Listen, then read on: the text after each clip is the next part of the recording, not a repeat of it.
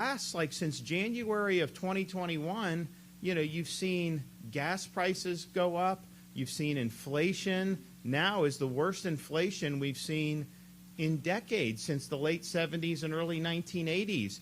And they printed trillions and trillions of dollars thinking that somehow you could do that without there being any ramifications in Washington. Well, now we're seeing that. And, they say it's 8%, but the inflation's much more than that. Because if you look at all the things, the staples, clearly gas is much higher than 8% increase over the last year. But you look at the grocery store, some of the things that, some of the staples that people need, much higher than 8%.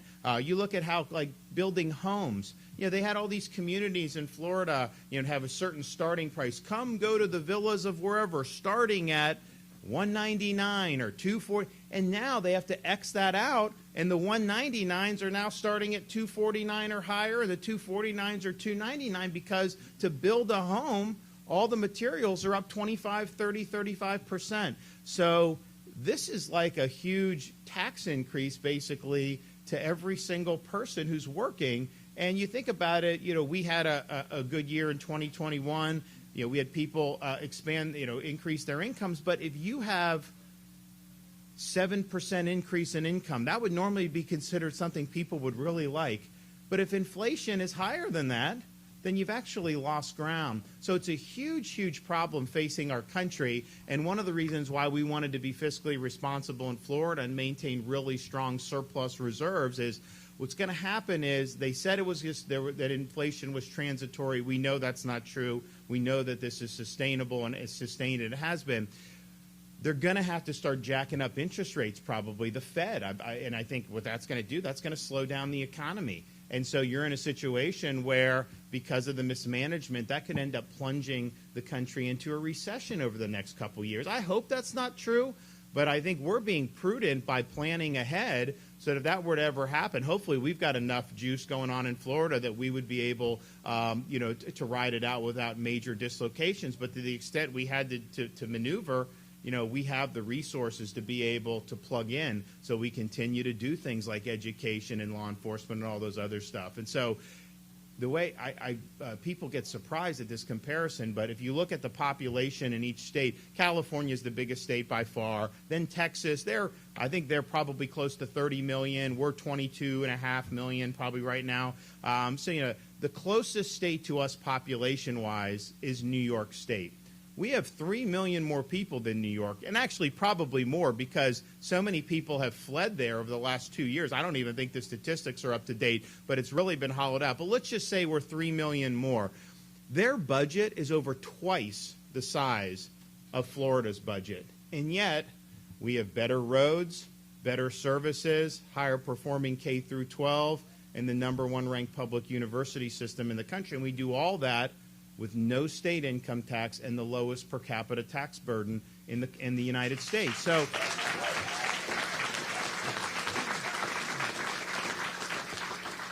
and so you see how they have very high taxes, drive people out. I don't know what they waste a lot of that money. Because, the roads there, it's like, you get nausea by driving on them because it's like so bumpy. And it's just really, really mismanagement. So that's just the reality. So it shows you, making good, strong decisions really does make a difference. It puts you on a sustainable course. And, New York is doing billboards telling people come to New York from Florida. They're wasting taxpayer money on doing that. I don't know why they would do it.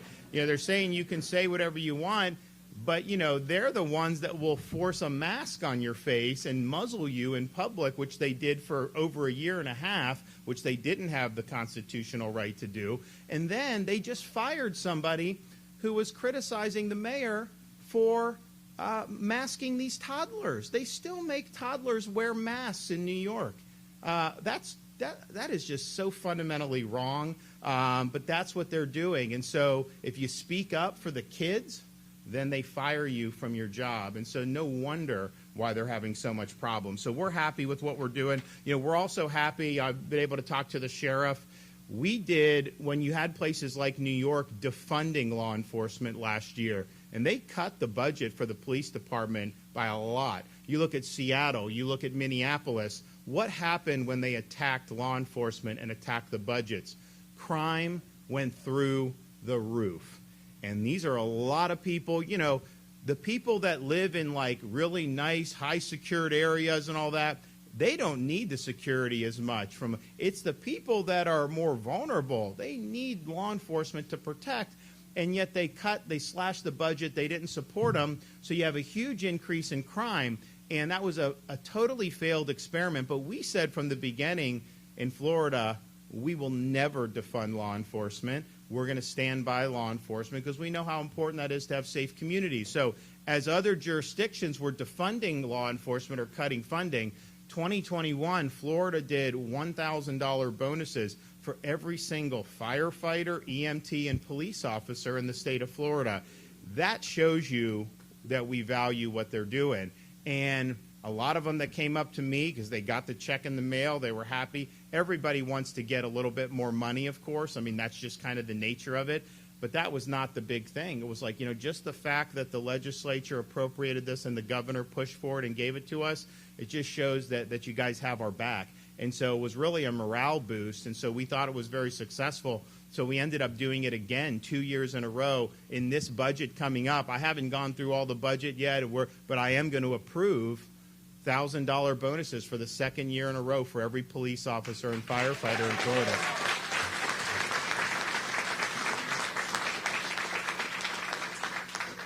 And I don't know, is the sheriff, is he here? Where's he at? How many vacancies? Do you have vacancies you need to fill in your department? Yes, sir. Okay. How many do you know? I think we're down 2 right now. Okay. I was just in Hamilton County. They're down 8, which is, you know, it's a small county. 8, they're down 8. I was down with Grady Judd and Polk. He's down a few dozen that they need to fill. And so, but, you know, you understand how the police have been mistreated by the media and by others, that not everyone may want to go into it. And so we said, you know what? You know, we've led on this. We want to make sure we can recruit and retain very good people in the law enforcement. So I just signed a bill last week that anybody who's new to law enforcement in Florida, it could be someone just graduating from the academy who's a Floridian, or it could be one of those New York City officers, Seattle officers who are leaving because they're not getting support. Either way, if you're qualified and you're new here, you get a $5,000 signing bonus now in the state of Florida.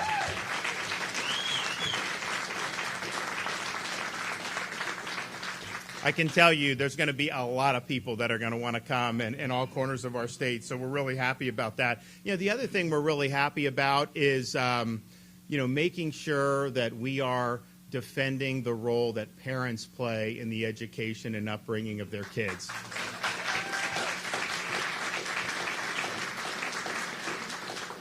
And we will continue to do that. You know, we will make sure that parents can send, you know, my daughter's 5.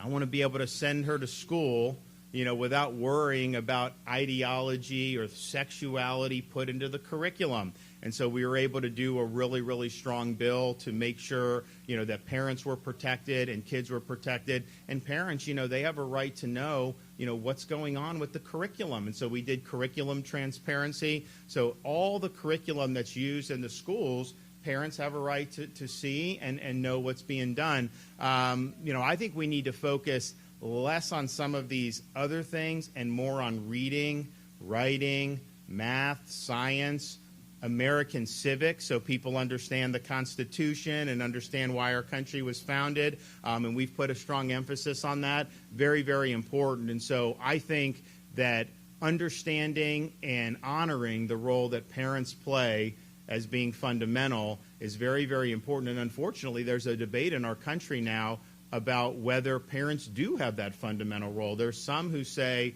you know, that the right of the school supersedes the interest of the parent. And so if you have one, you know, teacher or administrator that may want to do one thing that is, you know, not what the community wants, that basically parents just have to shut up and they shouldn't have any involvement in that. You know, I think the good thing about Florida is, you know, most of our teachers want the parents involved, because the kid's going to be more successful if the parent is actively involved in the education. And so I think people realize that you need that. So we're proud of being able to do that. And, we will never back down from that, not 1 inch. Don't you worry about that.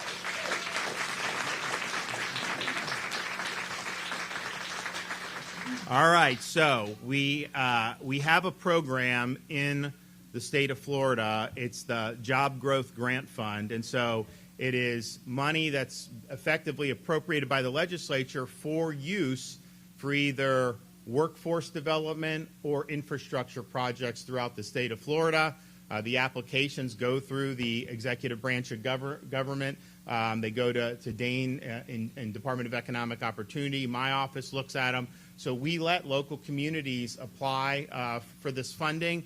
So this current fiscal year, we had $75 million for the entire state of Florida that was appropriated, and we've been able to use a number of that to do awards. But we're happy to say that here today, of that $75 million for this massive state of over 22 million people, we're doing $4.2 million of that right here in the city of Monticello to improve public infrastructure and support future commercial developments and adjoining property. Specifically, the money for this project will include an extension of wastewater services and will install approximately 11.8 miles of wastewater collection lines, as well as 3 lift stations. And so the estimate, this could create as many as 1,100 jobs. And these improvements will allow businesses to expand and will help facilitate access to customers. I mean, I look at parts of North Florida.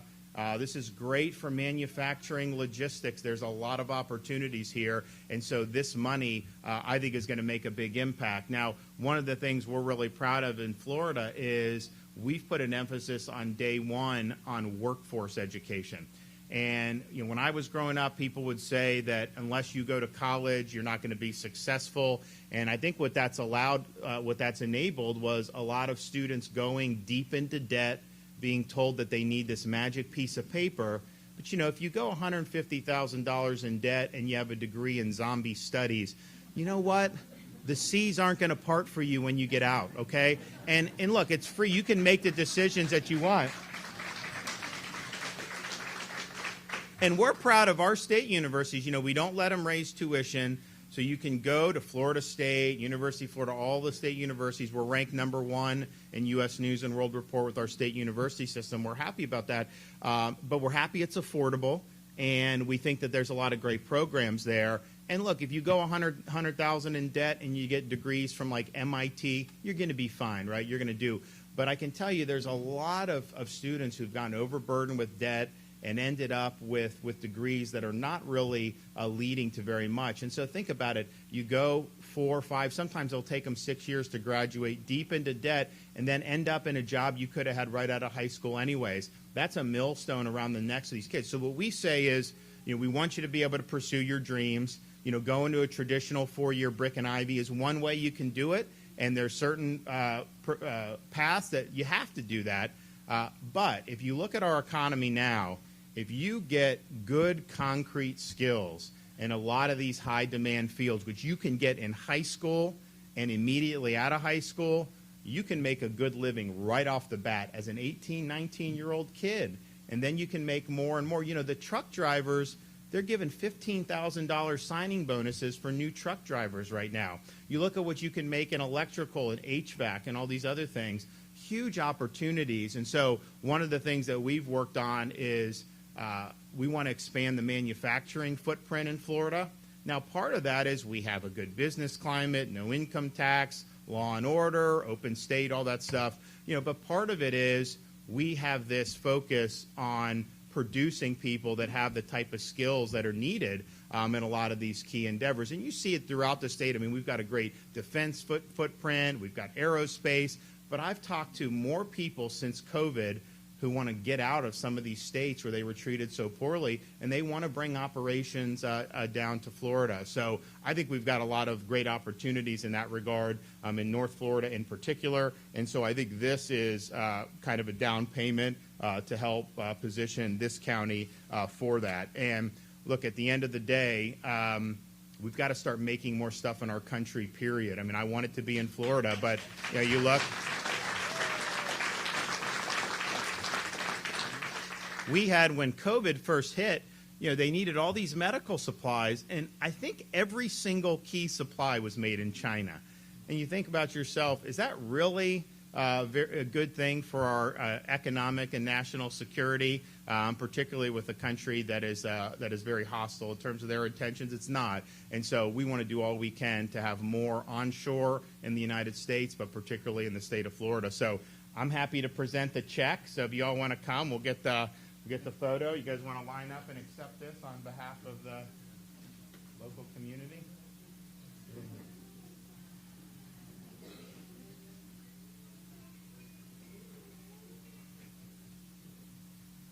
You got it? All right.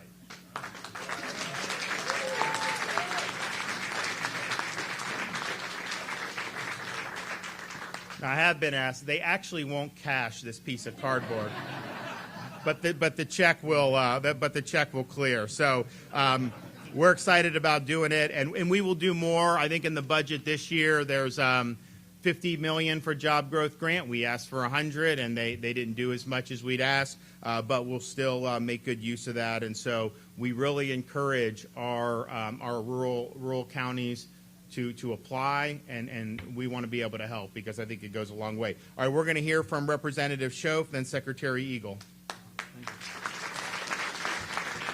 Good afternoon, everybody. Thank you all for coming out. Governor, thank you so much for coming over here to Monticello. I know all of North Florida appreciates our governor. He has, from day one, jumped in and paid extra attention to the needs, the specific needs of our rural communities, and we just can't thank you enough. I tell you, I wake up every day and get to raise my children in the free state of Florida, and I can't think of a better place to live, work, play, and raise a family, and we owe a lot of that. In fact, most of that to your leadership, especially during this, pulling us out of this pandemic, protecting our fundamental liberties, and being a leader on a national stage and setting the way. So thank you again, and these dollars will really help Jefferson County. It'll help the region with workforce development and septic to sewer projects, and it just helps all the way around. So again, thank you, Governor. We appreciate you.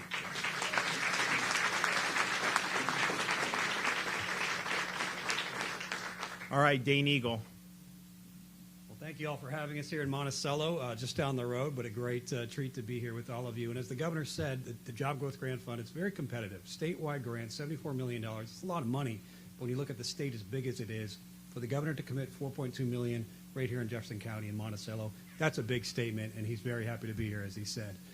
The economy today is stronger than it was pre-pandemic. We have more jobs, more workforce, which is incredible, and it's thanks to his leadership and making sure that Florida remains free and open.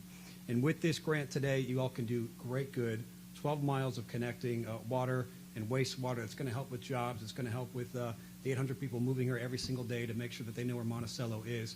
But beyond that, as Representative Schoaf touched on, it's going to help many residents and others connect to this sewer system and get off septic, and it's going to help with water quality. That's incredible. It's icing on the cake. Thank you for being here. Thank you, Governor, for your commitment to rural communities. Great.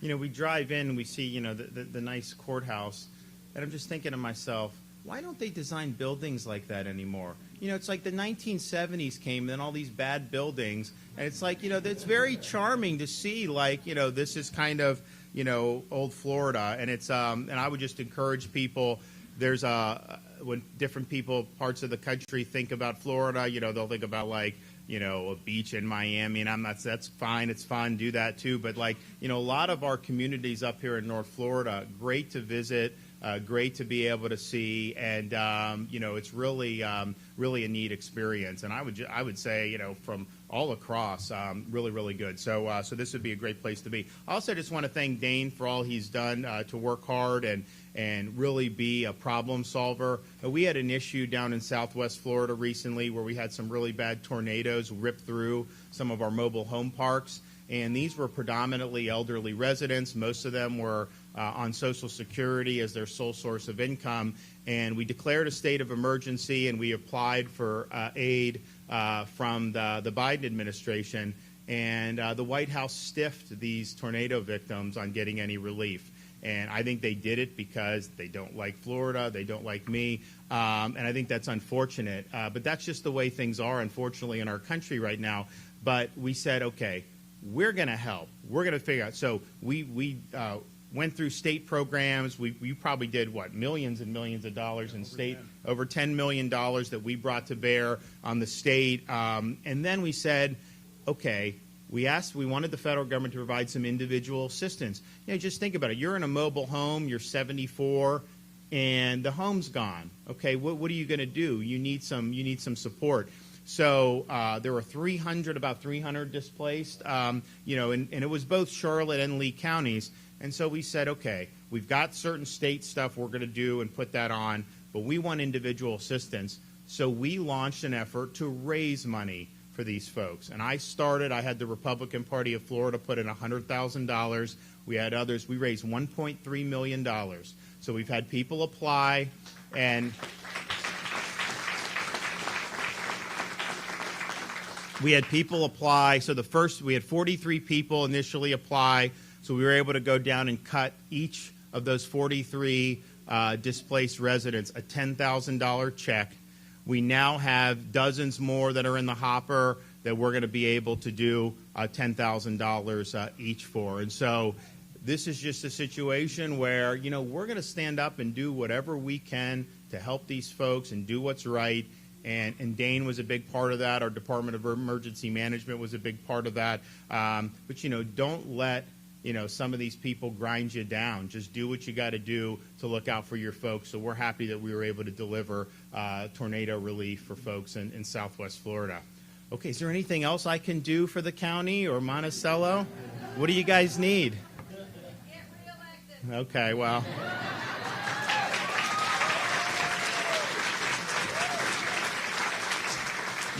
That's up to you, not up to me, so. Thank you. Thanks. All righty. All right. Anybody?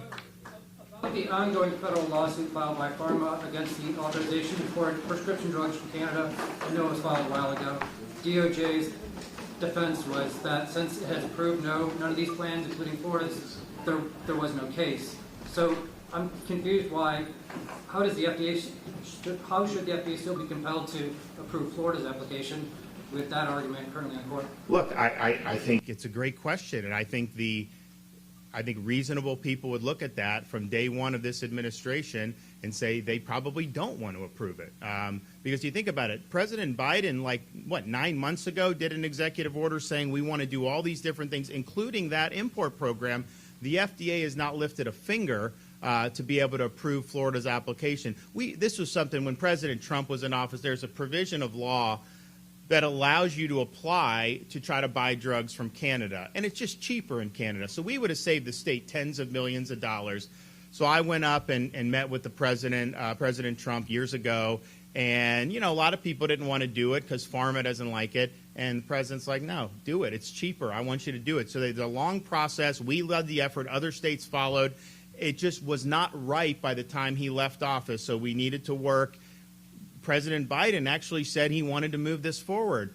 And this was many, many months ago. The FDA has not done anything. So I can only construe that as meaning that they probably hope it just withers on the vine. I think that's unfortunate because we were going to start. We had a warehouse ready. I had a company ready down in Polk County. They were going to have all of them come in, make sure they had the right labels, safety, all that stuff, and then be able to help Florida residents. And would have started with our state programs, but I think we had the capacity to potentially expand it. And, the thing is like all these other industrialized countries, they pay a fraction of what we do for prescription drugs. And so, a pharmaceutical company, they got to spend money to develop it and all that stuff. And so they want protection with IP, which, okay, fine, but we end up paying all of that as Americans, and these other places get it. So we subsidize people all around the world with the prescription drug regime. And I think we need more equity in that, and I think we need to help save Americans money on that. And so we've worked really hard to do it. I think it was right to do, but this has been a long source of frustration that this is something that just wasn't approved. Because, look, at the end of the day, it would hurt some of the profits of big pharma. But, you know, I'm much more worried about you being able to afford your medication than I'm worried about big pharma, to be honest with you. So. Chuck Nadd jumped into the Agriculture Commissioner race, challenging Senate President Simpson. He calls himself a DeSantis Republican, and he says that President Simpson has not had your back. Two questions. What are your thoughts on hearing folks saying they're DeSantis Republicans rather than Trump Republicans? And does Senate President Wilton Simpson have your support in that race? So we're going to be making more endorsements prior to the primary season.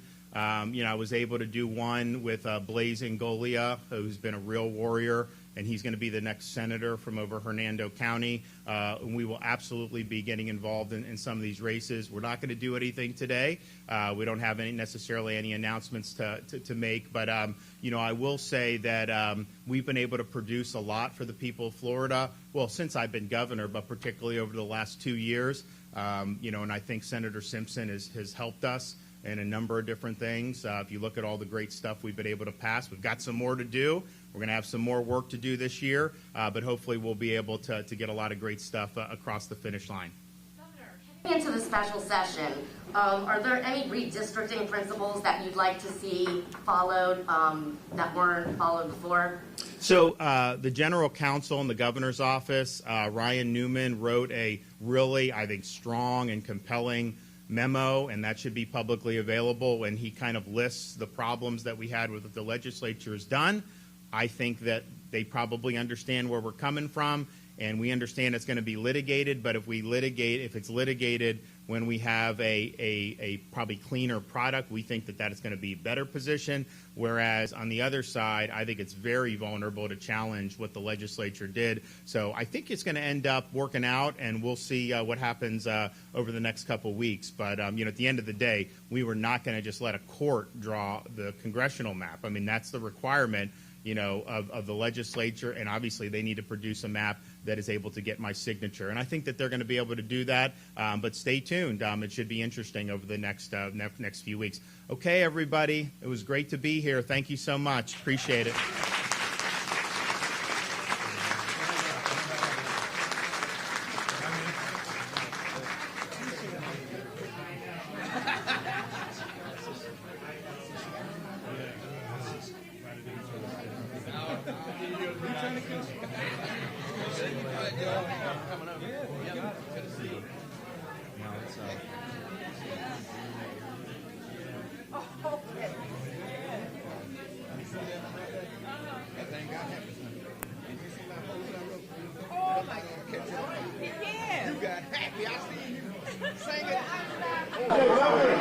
Yeah.